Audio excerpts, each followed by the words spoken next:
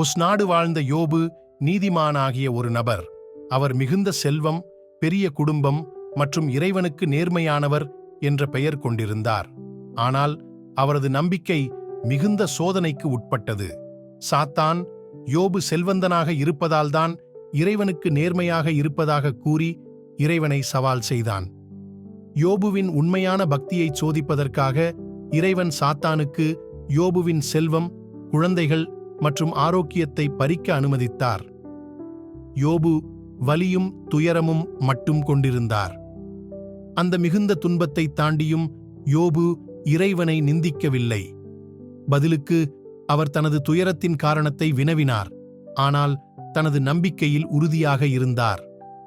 அவரது நண்பர்கள் அவனை குற்றம் சாட்டினாலும் யோபு தன்னுடைய நற்செயல்களை தொடர்ந்து காக்கினான் மற்றும் இறைவனிடம் பதில்களை தேடினான். இறுதியில் இறைவன் யோபுடன் பேசினார், தனது தெய்வீக அறிவு மற்றும் சக்தியினை நினைவூட்டினார்.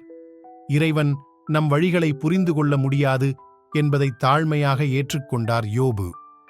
யோபுவின் நிலையான நம்பிக்கையால் மகிழ்ச்சியடைந்த இறைவன் அவரது செல்வத்தை இரட்டிப்பாக திரும்ப அளித்தார் மற்றும் புதிய குடும்பத்துடன் நீண்ட செழிப்பான வாழ்க்கையை வழங்கினார்.